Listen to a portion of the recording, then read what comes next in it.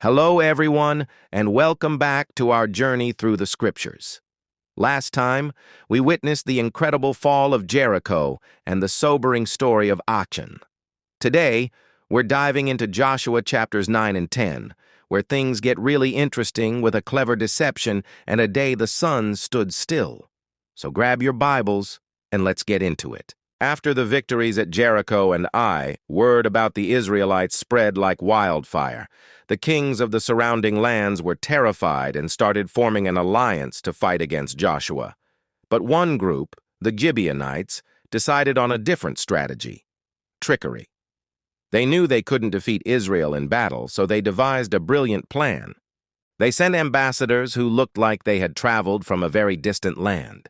Their bread was dry and moldy, their wineskins were cracked, and their clothes and sandals were completely worn out. They came to Joshua at Gilgal and said, "We've come from a far country. Please make a treaty with us." The Israelite leaders were a bit suspicious, but the Gibeonites sold their story well. They talked about hearing of the Lord's fame, what he did in Egypt, and to the kings on the other side of the Jordan. Notice, they cleverly left out the recent events at Jericho and Ai, which would have given away that they were locals. Here's the crucial mistake. Joshua and the leaders of Israel examined their provisions, but they did not ask counsel from the Lord. They made a treaty, a sworn oath, to let the Gibeonites live. 3 days later, the truth came out. The Gibeonites were actually their neighbors. The Israelites were angry, but an oath made in the Lord's name was binding. They couldn't break their promise. So, Joshua declared that the Gibeonites would become servants for the community and the house of God, woodcutters and water carriers. It's a powerful lesson about the importance of seeking God's guidance in all our decisions, big and small, and the sanctity of our promises. But this treaty had immediate consequences.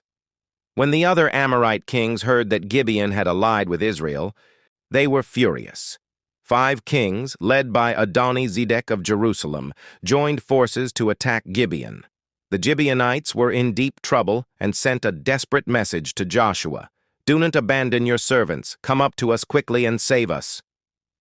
Joshua didn't hesitate. He had made a covenant, and he would honor it. He marched his entire army by night from Gilgal.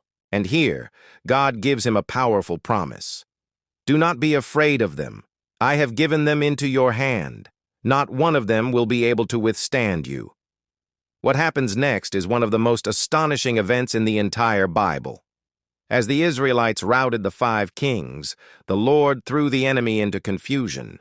He hurled large hailstones from the sky, and more of the enemy soldiers died from the hail than from the swords of the Israelites. But the battle was long, and the sun was setting. Joshua, filled with faith and in front of all Israel, spoke to the Lord.